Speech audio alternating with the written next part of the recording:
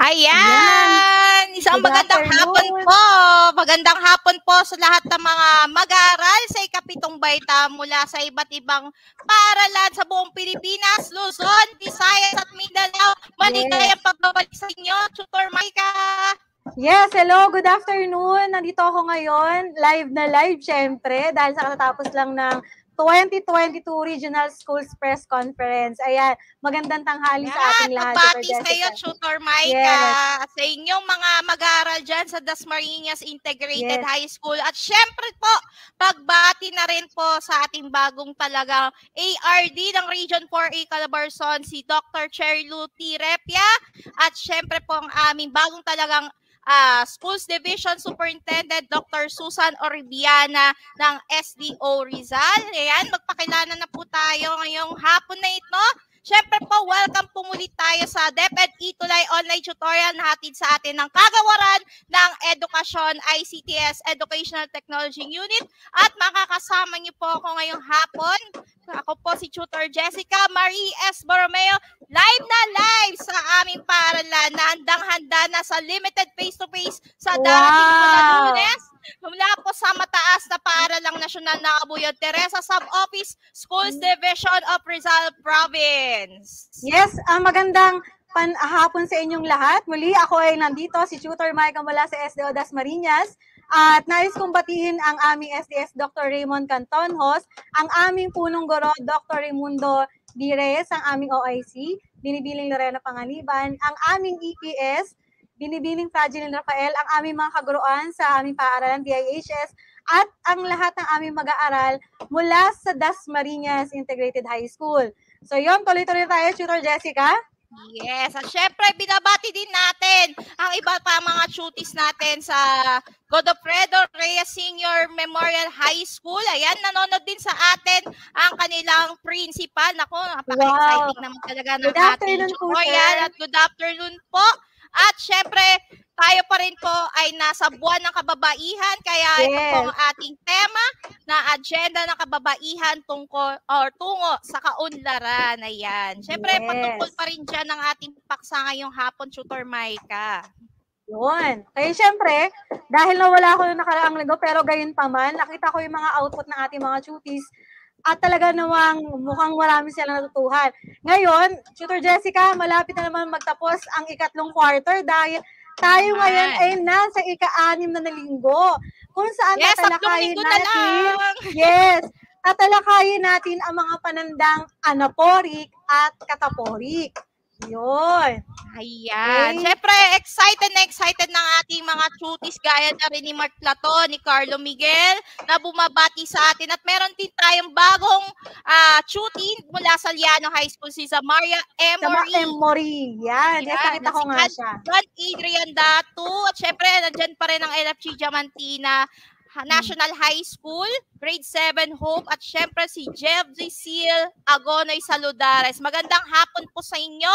Ay sa hapon na ito, tayo ngayon ay nasa ika-6 na linggo at sa pagtatapos nga ng ating online tutorial, inaasahan na kayo mga tuties ay tatalakay natin kung paano nga ba ang wastong paggamit ng anaphoric at cataphoric ng pangalan. Ayan. Yes, correct. Siyempre, ang ating pinaghanguan ng ating mga gawain at tatalakayin ay mula sa module 6 ng SDO Negros Oriental, ang kanilang self-learning module. Ayan. So, maraming salamat po. Ayan, salamat din po. At syempre, ayan na nga ang pinaka-inaabangan ng lahat. Medyo nahirapan din si Tutor Maika sa pagpili. Dahil talagang mahuhusay. Actually, binasa ko nga Kahit wala ako noong nakaraang linggo, pero talagang pagbalik ko nitong araw na ito, talagang binasa ko muna yung mga gawa nila.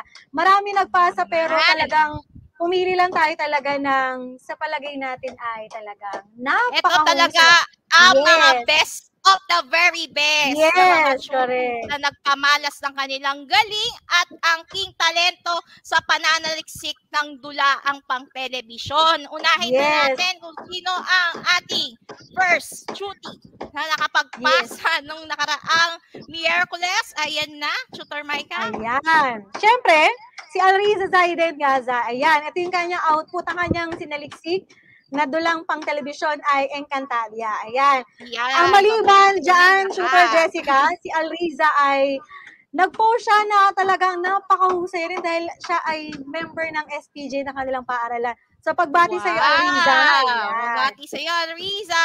And good luck sa'yo. Siyempre, Ayan, meron pa tayong kasunod. Ayan. Si Carlo Miguel Malonzo na talagang detalyado ang kanyang pagkakalatag ng isang dulang pang telebisyon. Ito ay halaw din sa isang reality show. Yes, Ayan. PBB Teens. Yan. Yan, mga PBBs, mga adults, mga celebrity. At syempre, meron pa ito, ang pinakang the best na nakakita kong output ay Mark Caton na talaga naman pati teaser ay sinama na niya sa kanyang output. Grabe, Ayun. talagang napakamabusisi na kanyang ginawang pagsasaliksik at pag-usuri dyan sa K-drama na yan. Yung codename Yes, Terius. K-drama o pinakahuli. novela. Yes, ang pinakahuli, syempre, talagang hinusayan rin ito. Yan, walang iba kundi si Andrea Cruz. Actually, 5 pala sila, hindi pala siya pinakahuli. Yeah. Ayan, Yeah. Encantadia. Yan, Encantadia yung kay Andrea. Pagbati kayo. Yan. At salamat po kay Ma'am Janet Patayon. Ayan, si Janet Patayon na meron siyang apo na sa Marikina. At ayan, dito na, i-shout out na natin ang mga most active schools. Unang-una, syempre, ang suki, ang Baruya High School, mga Bepe High School, Pampanga High School, Yano High School. At syempre, ito, mga nagbabalik na ito na mga pero Integrated School, Reyna de Mercedes District. Ayan, hello po sa inyo. At syempre, sa LFG Diamantina National High School, Ingud, Ramona Integrated School, Godofredo Reyes Senior National High School, at Dasmariñas Yes. HS. Ayun. Ayan, nagpapa-shoutout din ang inyong mga schools at syempre ang mga teachers dyan. Pagbati na rin po sa inyo at sa mga teachers din naman na may mga limited face-to-face, magagamit nyo pa rin po ang aming Q&A sessions dahil ito ay may replay episode. Kaya umpisa na natin, Tutor Maika. Yes, yan. Umpisa na natin. Kahit nung wala ako noong nakaraang Miyerkules, syempre magkakaroon tayo ng isang maikling pagbabalik-aral na kung saan ibibigay ng ating mga tutees ang wastong kasagutan na hinihingi sa bawat katanungan. Syempre, isusulat nila ang tamang sagot sa comment section. Wag nilang kakalimutan na ilagay ang number bago ang kanilang kasagutan. Kung handa na, maaari pa kami makahingi dyan ng puso naman, kung talagang ready na. Heart na mga tutees, kung kayo handang-handa na at nag-review na ba kayo, mga anak? Yes. Syempre, ayan, si Ma'am Janet. Ayan, si Marvin Capulong, ayan, nagpapabati din kay Ma'am Mariza Viray. Ayan, magandang hapon po, Ma'am. At syempre kay John Ryzen, kay Gloria Katapang, kay Kerubin, kay Ashley. Ayan, madami na mga ready na. Napupusuan na. May iba't ibang kulay pa. Oo nga. Okay, ready. Para sa unang bilang, ayan, Tutor Jessica, kahit wala ako, talagang inaral ko yung ating lesson na nakaraan. Okay, para sa unang bilang, ito ay mula sa konsepto o istorya na nakabatay sa script at kadalasang pinapalabas gabi-gabi o linggo-linggo. Ano kaya ito? Ayan! Dulang lang. Pero, may pagpipilian naman sila. Yan. Kung talagang naiintindihan sa alaala nila, ito ba ay dulang pangtanghalan, pang radio, o pang telebisyon? Sige nga, tingnan nga natin. Ayun! Yeah! May nagsagot na agad. Yes! First honor. Napakabilis. Si Kerubin. Oo. Si Kerubin. Napakabilis. Yan. Ako, makabilis talaga ng talira. Siyempre, binabati din natin ang teacher sa Pilipino, si Ma'am Nika Fabie. Ayan, magandang hapon po. Ayun, dulang pang telebisyon. Mga sagot. Yes, napakarami. Ayan, ni Mark Laton, si Chelsea Kate, ayan, magandang hapon sa iyo. At ganyan din kay Arkel Kabuat, Gloria Katapang, ayun. Sige, alamin na natin, Tutor Maika.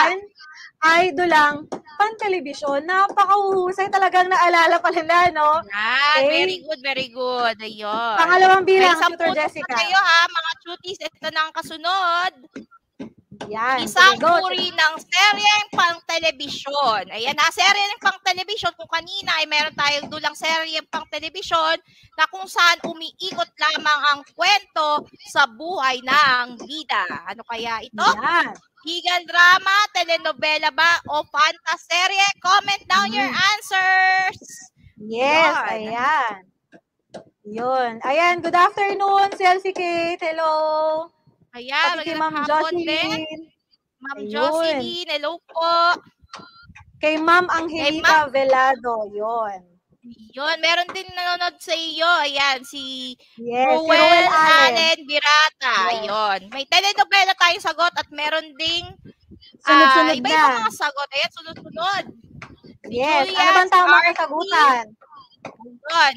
So, syempre, ito nga ay isang telenovela. Ayan. Kasi Yes. sa mga bida talaga umiikot ang kwento ng kanilang buhay. Kahit Yan, may 2 mapapatibig pa yan points. o mga laban sa buhay yan. Isa yung telenovela. Yan, susunod na tayo, Correct. Tutor Maika. Siyempre, pangatlo, may 2 points na sila, di ba? Ito Yes, ay 2 points elemento na. Elemento na tayo ngayon na.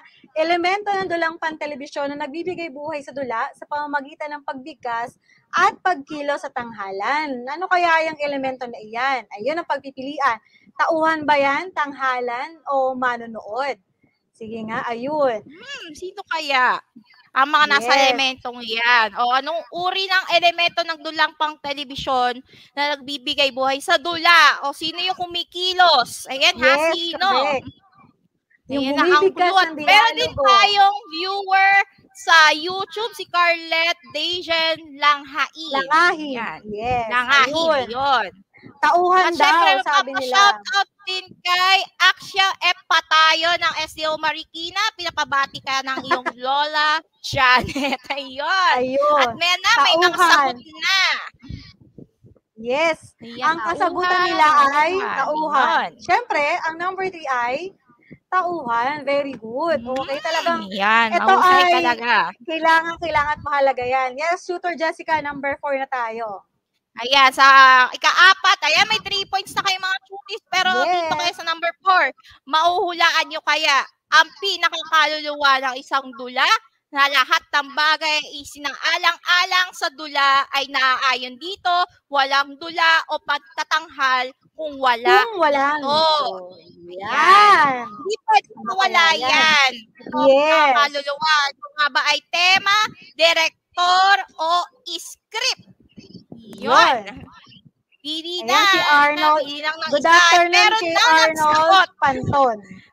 May Script. nagsagot na si Kerubin, pero kulang ng isang letra. Yun. Oo. Ayan.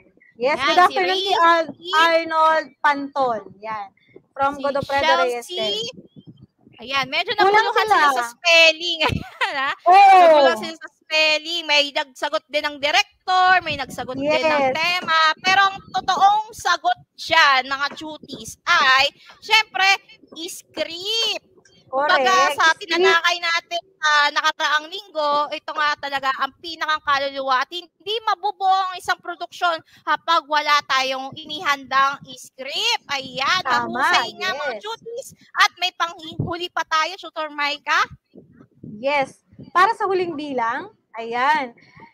Ito ay konteksto ng mga dulang pantelebisyon at kalimitang tumutukoy sa mga pangyayari sa ating lipunan.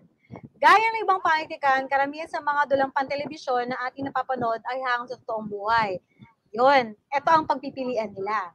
Ito ba Ayan, ay may patulak, socio-political, socio-economic, o socio-historical? Yan yung tinalakay ni Tutor Jessica na nakalaang Miyerkules. Ayan ha, isang ano lang yan, uri ng konteksto lang ang ating tinalakay. At syempre, Yes. pagbati ko kay Jasmine Santos. Ayan, good afternoon. Saan school po kayo, anak? Ayan. At pa-shoutout na rin po sa aming school head na napaka-busy dyan sa aming office, si Ma'am Connie. At syempre po ang aming HD, si Sir Jason, at ang aming mga teachers na handang-handa na sa aming Yes. limited face-to-face na naglilinis po ngayon. Ayan, dinig na dinig ko pa yung mga upuan na nagkakalampagan dyan. Ayun, may sagot na sila, Tutor Jessica. Oh, di ba? Ang bilis naman ng mga sagot ninyo. Yes. Si Rosemel, si Trina, si Jebby Seal, si Si RK, Chelsea, yan, si Princess, Caitlin Carlo. Bacan, hello sa'yo. At si Alriza, syempre si Samantha Castro. Ayan, para sila ng sagot. Socio-historical Yes. daw, Tutor Maika. Yes, ang tama kasagutan ay, syempre, ito lang naman yung tinalakay mo noon, socio-historical. Yes. Ayan. Kaya Napakahusay naman, talaga. yes. Ayan, napakahusay. Perfect na perfect yun na ang ating tinalakay ngayong nagdaang Correct. linggo. Kaya dumako naman tayo sa pinakang tampok na paksa na maaari Yes. din natin magamit sa pagsasagawa ng isang dulampang telebisyon o kahit na anong panitikan yan. Ano nga ba itong inihanda mo ngayong hapon, Tutor Maika? Yan. Pero bago mo na yan, syempre, kinakailangan basahin muna natin itong tekstong ating inihanda. Basahin natin at suliin. Yan. Ako na to, Tutor Jessica. Ha? Okay, go. Ang mga hayop ay isa sa pinakamagandang biyaya na ipinagkaloob ng Poong Mikapal sa mga tao. Makakapili ang mga tao kung anong hayop ang pwede nilang alagaan. Sa lahat ng mga hayop na nabubuhay sa mundo, ang aso ang pinaka-paborito ko. Ang aso ay mababait, palakaibigan. Sige, Tutor Jessica. Ayan. Ano nga ba ang description ng mga aso? Mga aso ay malakaibigan, mababait at mapagmahal. Kaya itinuturing ang mga aso na tunay na kaibigan ng tao. Ang mga aso ay kayang makipaglaro sa iyo at maaaliw ka kaya. Ikaw ba, Tutor Micah, naaaliw ka ba pag nakikita mo ang mga aso? Siyempre, Naman. 3 mga aso namin. Yes. Wow, pahingi namang isa. Ayan. At syempre, mapapawi din ng mga aso ang iyong lungkot at pagod. Araw-araw at kahit saan ka lang galing, kung darating ka sa inyong bahay, ay siguradong babatiin ka ng aso. Na walang humpay. Na tila ba ilang buwan na kayong hindi nagkikita. Ayan. Yun. Okay. Diyan na nagatapos bakit kayo yan. May mga aso? Ano kaya sabihin ng mga aso? Yan ang pinakang word na nakadiin ngayong hapon. Ano nga ba sabihin niya, Tutor Maika? Yun. Siyempre, kailangan nilang sagutin. Di ba? Kung tayo nga napansin natin ano kayo napansin nila doon sa pagkakagamit ng mga salitang nakadiin? May napansin ba kayo, aming mga chutis? Ayan. At syempre, babasahin din natin ang mga reaksyon ng ating mga chutis. Sabi ni Renz, ang mga aso ay di nang iiwan. Sabi ni Chelsea, nagsisilbing nagbabantay tuwing gabi, nagbibigay libang o saya. Di tulad ng tao, sabi ni Renz, ay naiiwasan din ang stress. Ayun, stress reliever. Ayun. Yes. Sabi ni Samantha din ay, ang mga aso ang tagabantay sa gabi. Paulit-ulit daw ang salitang aso, sabi ni Kerubin. Yes. Correct. Sa number 1, kung mapapansin natin, yung salitang aso, paulit-ulit siyang ginamit. Napakahusay ng obserbasyon ni Kerubin. Ngayon, idudugtong natin yung pangalawa. Kung paulit-ulit, ayan, sabi ni Kit, umiikot ang kwento sa mga aso. Ayan, meron na tayong isang tema na tungkol nga sa aso. Yes. Ngayon, kung paulit-ulit ang pagkakagamit ng salitang ito, ano ang nararapat nating ipalit upang mas maging maayos ang pagkakabuo ng talata? Bukod pa sa aso, ano kaya ang naiisip ninyo? Tingnan nga natin. Ano kaya, sabi kasi nyo, paulit-ulit ang pagkakagamit ng aso. Kung gayon, anong ipapalit natin nang sa gayon, yung salitang aso ay hindi na siya maging paulit-ulit. Ayun, sabi ni Carlo Miguel din, nabibigas paulit-ulit. Ayun, napansin mo yung sagot ni Kit Andre? Hello na, Kit Andre. Yun. Ayan, syempre, mga ito, sila ay, sabi ni Kerubin. Ayan, pwede siyang ipamalit ng panghalip sa pangalan. Yan ay tinatawag natin na pangalan. Kaya, ulit-ulit natin naririnig ang mga aso. Meron din ito, sabi ni Chelsea, very good. Napakahusay nila. Alam ko, kuwang-kuha na kagad nila ang tatalakayin natin. Tama, maaaring yung salitang aso na yun, maaaring palitan natin ng salitang ito o sila. Kaya naman, Tutor Jessica, ito yung ating paksa ngayon. Ayan. Sige, Tutor Jessica. Ayan, ito nga ay tinatawag natin na anaporic at cataporic o mga dalawang paraan na ginagamit para makapag-ugnay ang pangungusap. Ang mga ito ay tinatawag na kohesyong panggramatika o cohesive devices sa Ingles na anaporic at cataporic. Cataporic. Yes. Paano nga ba? Itong ano na to, itong mga salitang to bago sa pandinig nila. Pero ito ay madali lamang dahil iisa-isay natin yan kung anong pinagkaiba ng dalawa. Siyempre, uunahin natin yung anaporic o anapora. Okay? Ano ba pinagkaiba niyan? Ang anaporic o sulyap na pabalik o anapora, ang isang pahayag ay nasaan yung anaporic kung ang panghalip o yung tinatawag natin na pronoun sa wikang Ingles ay lumalabas sa hulihan bilang pananda sa pangalan o sa wikang Ingles noun sa unahan. Ibig ipaiwatig na kung ang unang nabanggit ang pangalan bago ang panghalip nito, ang pahayag ay nasaan yung anaporic. Kumbaga, Tutor Jessica, gawin natin itong mathematical equation para mas maintindihan nila. Mahirap yun. Ang anapora, kung mathematical equation, mauuna ang pangalan, bago ang pangalan plus panghalip equals anaporic. Tingnan natin ang mga halimbawa. Siyempre, sabi din ni Ma'am Eva Ebora Sevilla, kapag ginamit ang panghalip sa unahan at hulian at kohesyong gramatika. Ayan, magaling po, ma'am. At syempre, ayan, sabi ni Carlo Miguel sa pagpapahayag ng dalawang paraan, ayan para makapag-ugnay ang pangungusap, ito ay may pamamagitan, ito ay sa pamamagitan ng pagpapatungkol o referensya. Yan, mahusay na. Kaya gaya ng halimbawa natin, pagbasta ninyo, gusto kong pumunta sa Manila Zoo, ito yung pangalan Manila Zoo, sapagkat makakakita ako rito ng iba't ibang klaseng hayop. Kumbaga, pinalit natin yung pangalang Manila Zoo sa isang panghalip na, ano kayang ginamit? Siyempre, rito. Ayun. Yes, correct. Okay, yung salitang rito, ay saan yung anaporic o anapora. Correct. Okay, para sa pangalawa, ang Pilipinas na isang pangalan, kaya siya nakakahon, para madali natin matukoy, ay napakagandang bansa. Dinadayo ito. Ang ito ay nagpapatungkol sa salitang Pilipinas ng maraming turista. Kaya naman ito ay nasaan yung anapora din. At pinaka-ulit, Tutor Jessica?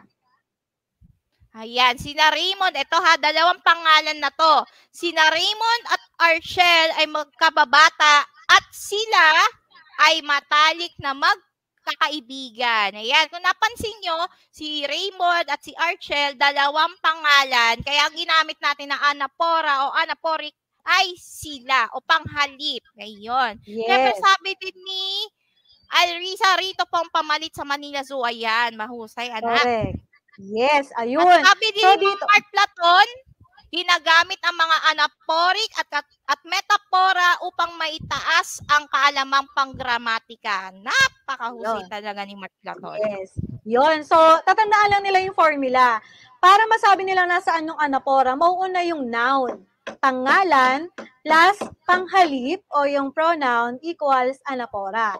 Ngayon, Tutor Jessica, ano naman ang cataporic o catapora? Sige, Tutor Jessica. Ayan, ito naman ang kabaliktaran ng anapora o anaporic. Ito naman ay cataporic o sulyap na pasulong. Ayan, ibig sabihin yan, ang isang pahayag na nasaan yung cataporic, kung ang panghalip, kung kanina ang nasa unahan ay pangalan, ito naman ay panghalip na ang lumalabas sa unahan bilang pananda sa pangalan na binanggit sa hulihan. Kumbaga, reverse. In reverse siya. So, ibig iwatig na kung ang panghalip ay ang mas unang nabanggit kaysa sa pangalan at ang pahayag ay masasabing nasaan yung cataporic. Ngayon, iisa-isay natin ang mga halimbawa. Paano kaya nangyari na nagkapalit naman ang cataporic? Yun. Sila ang kailangan o sila ay kailangan. Kaya pagmasdan ninyo yung sila na isang panghalip, sila ay kailangan nating alagaang mabuti at pahalagahan sapagkat ang mga hayop, yan ang tumutukoy sa salitang sila o panghalip na sila ay may buhay rin na likha ng Diyos. Ayan ha, Yun. imagine ninyo ang diferensya o pagkakaiba ng anaphoric at cataporic. Yes, Yan. teka lang, Tutor Jessica. Sabi ni Selzy Kate, ang ganda nyo po always. Tutor Jessica and Salamat. Tutor Mike. salamat, Grabe. salamat. Ayun, sabi ni Medyo mainit Ariza, dito, ha? nauuna daw ang panghalip kaysa ang pangalan. Very good, Ariza. Yun ang kinaiba Yan. ng cataporic. Para sa pangalawa, tingnan nyo ha, siya ay palaging pumupunta sa Mount Talini sa Negros Oriental dahil ayon kay Duane Reade, yung salitang siya ay nagpapatungkol kay Duane Reade ay isa ito sa mga paborito niyang lugar. Kaya mapapansin nyo, matutukoy nyo kagad na cataporic siya dahil nauuna yung mga panghalip bago ang pangalan. Okay? Yan. At ang pinakahuli, ayan, Ito ako na po, na. Tutor Jessica, Sige, go. lagi nilang pinupuntahan ang Mount Talinis ng Negros Oriental dahil ang mga turista ay totoong nagagandahan dito. Yung nakasalitang silungguit na nilang ay tumutukoy o nagpapatungkol sa pangalan na turista. Kaya naman ito ay nasa anyong cataporic. So, madaling-madali lang talagang unawain. Sabi din ni Mark Platon, ang paggamit sa mga ito ay ang itinuturing pinakamataas at masiling na pagpapahayag upang maiwasan din ang paulit-ulit na pagbanggit ng pangalan bilang paksa sa isang pangusap. Ayan, good job. Correct. Ayun. Sabi ni Zelzy, anaphoric, pangalan mo na bago ang panghalip, cataporic, panghalip bago ang pangalan. Very good, Zelzy. So, nakuha na ni Zelzy at ng ibang tutis natin na yung pinagkaiba ng dalawa. So, mukhang ready na sila sa ating pag-asani, Tutor Jessica. Yes, at eto ha, binabati din natin si Baby Lynn Sadul from grade 7 Faith, watching and listening from Doña Magdalena Gapo High School. Ayan, ay di ako nagkakamali sa Isabela. Mga dati na yan. Ayan, mga dati na rin natin mga suke. Ayan, ay pagkabalik po. At syempre, eto na nga ang ating isa sa isip ngayong hapon. Lagi nating iisipin na yan. Hindi pa nagpapakita. Siyempre, mawawalan ka ng ganang magbasa. Yun talaga ang purpose kung bakit meron tayong anaphoric at cataporic. Kasi nga, mawawalan tayo ng interest sa pagbabasa kung ang mga salitang nakikita natin o sa isang pahayag o teksto ay paulit-ulit. Ayaw talaga natin ng inuulit. At may iwasan din ang palagiang paggamit ng mga pangalan kung ito ay papalitan natin o kumbaga i-replace lang natin. Kumbaga sila pa rin yung subject of the verb kumbaga tawagin natin. O sila yung mismong simuno pero napalitan lang ng mga panghalip. Tulad ng siya, nila, ito at iba pa. At tinatawag din natin pagpapatungkol kung ginagamit natin ng panghalip bilang panghalili sa pangalan. Ayan, panghalili o pag-substitute para maiwasan din natin ang mga ilang beses na nababanggit ng mga pangalan na ayaw mo nang tandaan ulit. Ayan na parang talaga doon, Tutor. Yes. Basta, Tutor Jessica, basta tatandaan nila, pag sila ay magpapalit ng panghalip, yung angkop. Kasi marami tayong iba't ibang uri ng panghalip. Basta titiyakin natin, ang gagamitin natin ay pang-tao, pang-bagay, pang-hayop, pang-lugar, at pang-iba pa. Yes. At syempre, tatandaan nyo, kung isang tao yan, ang gagamitin nyo lang ay siya, o sila, kumbaga, ako, ikaw. Sila, ako, ikaw, yan. Yung mga iba't ibang mga degree din ng mga panghalip ang ginagamit natin sa first, second, at third person. Kumbaga sa English. Yes, correct. Nababalikan ko din to habang ito ay tinuturo ko sa Pilipino. Siyempre, eto na nga ang iniaantay natin, Tutor Maika. Ano nga bang gawain natin ngayon? Siyempre, titingnan natin kung talaga bang naunawaan nila ang ating tinalakay tungkol sa anaphoric at cataporic. Meron tayong 5 pangusap na inihanda. Ang gagawin lang natin ng mga tutis ay tutukuyin nila kung ang anyo ba ng pangusap nito ay nasa anyong anaphoric o cataporic. Napakasimple lang, Tutor Jessica. Okay? Itatype nila ang kanilang, i-chat nila ang kanilang kasagutan sa comment section. At ayan, ready na mga keyboard warriors, ha? Mga keyboard warriors, ihanda na mga daliri. At syempre, Ayan, still watching from Pulong, Buhangin, National High School, SDO, Bulacan. Ayan, dyan pala Si nagaling si Arky. Arky. At si Yes. Ulysses naman sa LFG LFG. Manila. Siyempre, binabati din natin si Junjun. Ayan, ang aming tutor sa practical research. Ayan, Wow. pagbati din sa iyo. Ayan, okay, umpisa ready. na natin sa unang pangungusap. Sige, Tutor Jessica. Yan. Magaling kumanta si Sarah Geronimo, kaya siya ay nakilala bilang Asia's songbird at pop star Wow. princess. Ayun. Dalawang katangian yan kay Sarah G. Ano kaya siya? Ito ba ay anaphoric o cataphoric? At may mga sagot na. Wala Ayun, pa oh. tayong ghost signal, may mga sagot na.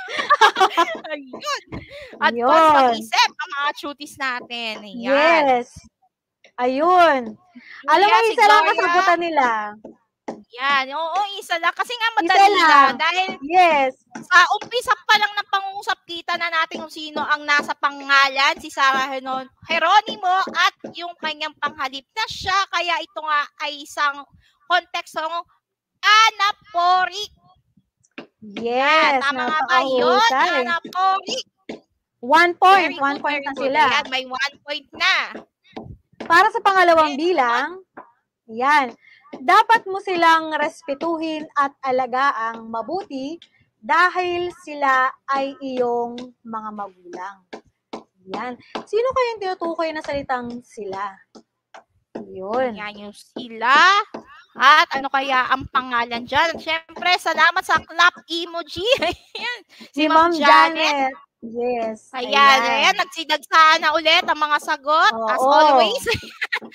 Ayan, Kataporik Kikit. din ang kanilang mga sagot. Si Oo. Gloria, si Cassandra, si Princess, si Johan, Johan Abuyo. Ayan. Yes. Si Grade Marian 7 G. Julia. Belardo Maliota, si Jillian Margaret Gonzalez. Ayan, mga bago natin silang mga cuties. Si Samantha Castro, si Chloe G. Ayan. Gaite. Ayun. Tama Siyempre, nga ba ang na tama ito nga kasagutan. ay kataporik? Yes, check na check yan. Mahusay. Meron na silang 2 puntos, Tutor Jessica. Ayan. Okay. Meron pa tayong tatlo ha. May tatlo Napakahusay. pa ha.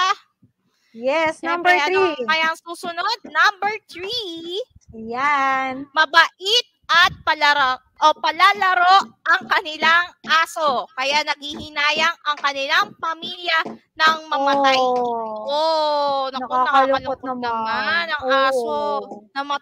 Namatay na lang sa sobrang katandaan. Ano kaya ibig sabihin ng tinutukoy na pangalan na aso? Bakit siya nasa Yes. unahan? Ito nga ba ay anaphoric o cataphoric? At may mga sagot na. Ayun. Number 3, anaphoric daw. Ayan, sila Jasmine, si Rosemel, si Kit, si Arisa, si Gloria, Kerubin, Samantha, sila Johan. Iisa lang, Tutor Jessica. Alam mo, pinatutunayan lang nila, Tutor Jessica, na ang huhusay talaga nila. Kasi ang bilis nila nakuha yung lesson natin eh. Talaga Mga basic na yan sa kanila ha. Kahit sila ay Yes. naka-modular or online class, madaling-madali na yan sa inyo. Yes. Siyempre, alamin na natin kung ito nga ba ay anaphoric. Ayan. Correct. Very good. Ayan, Meron na very silang good. 3 puntos. Na, may 3 points na. Yes. At number 4, ayan. Ito ang dahilan. Kaya bumagsak ang ekonomiya ng buong mundo.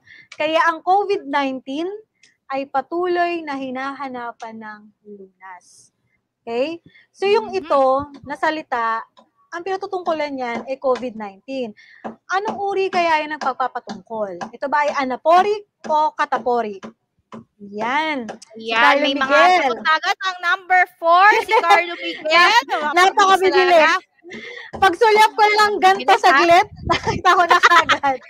Ayan, si Carobin din. Mabilis talaga ma-pick up itong lesson natin ngayon, Tutor Micah. Yes. Sa katunayan nga at madami talaga mga nakakakuha ng mataas sa grado sa Pilipino ngayon. Oo, natutuwa ako, grabe. Second quarter, nakaka-proud talaga maging online tutor. Ayan, si Nika Chavez Fabie. Ayan, maraming salamat ma'am sa pag-participate. Si Trina Dayadante. Ayan, ganun din ang sagot. Tatapos na ba, Tutor Micah? Okay, very good. Ang tamang kasagutan ay cataphoric. At syempre, meron na sila 4 na puntos. panghuli. May panghuli pa Tutor yan. Jessica. Yan. Tutor Jessica, go. Okay?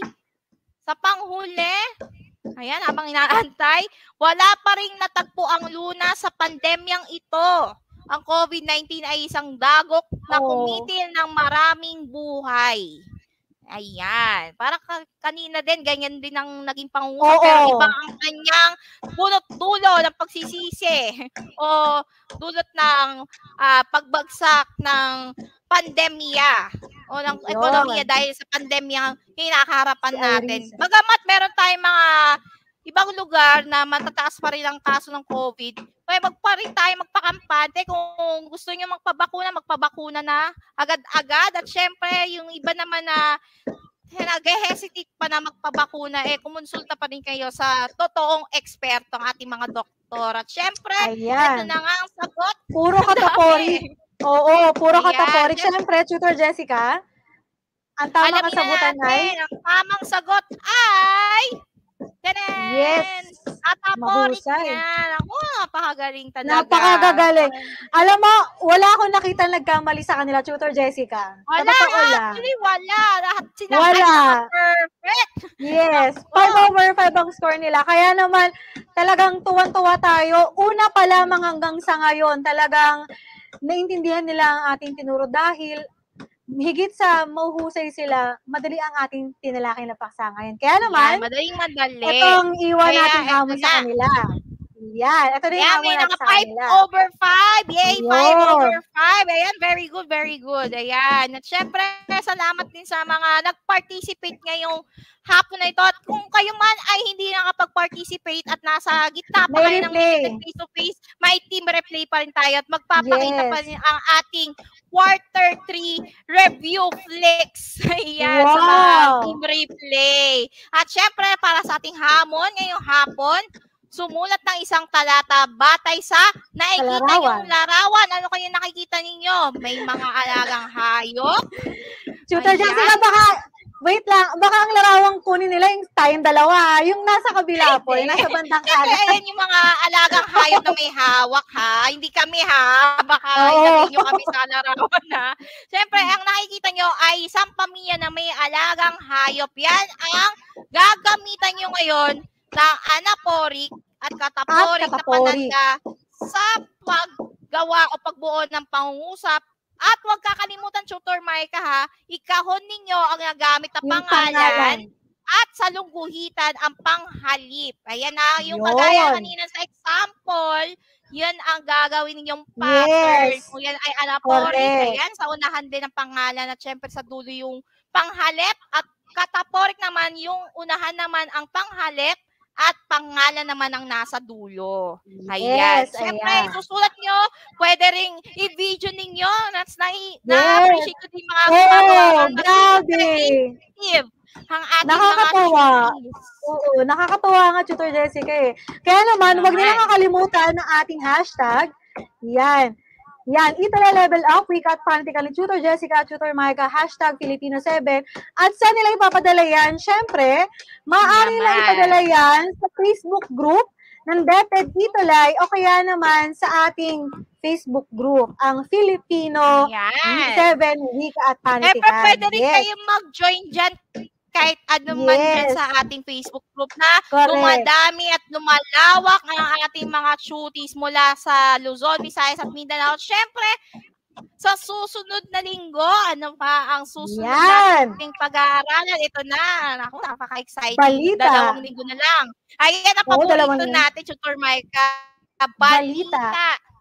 Yan, may mga iba't ibang uri ng balita. Kung sa nakaraang linggo ay dulang pang-telebisyon, ito naman ngayon, ika-7 linggo ay patungkol naman sa balita sa isang pahayagan. Ayan, mga cuties na mahilig magsulat sa ating school paper publication, manoorin nyo po ito sa susunod na linggo. At syempre, subaybayan pa rin natin ang mga junior high school Filipino tutors mula 1:40 hanggang 4:20 ng hapon. At syempre, Ayun na, patapos na tayo. Kami po muli ang mga nakasama ninyo sa Wika at Panitikan sa Filipino 7. Ako po ang inyong tutor Jessica na nag-iiwan ng isang paalala na sa Wika at Panitikan, lahat ng batang Pilipino panalo. Basta feel na makinig, matuto at mag-enjoy sa DepEd Itulay Online Tutorial Filipino 7. At muli ako si Tutor Maika mula sa SDO Dasmariñas na nag-iiwan at nagpapaalala na palaging panalo ang batang may kaalaman sa wika at panitikan.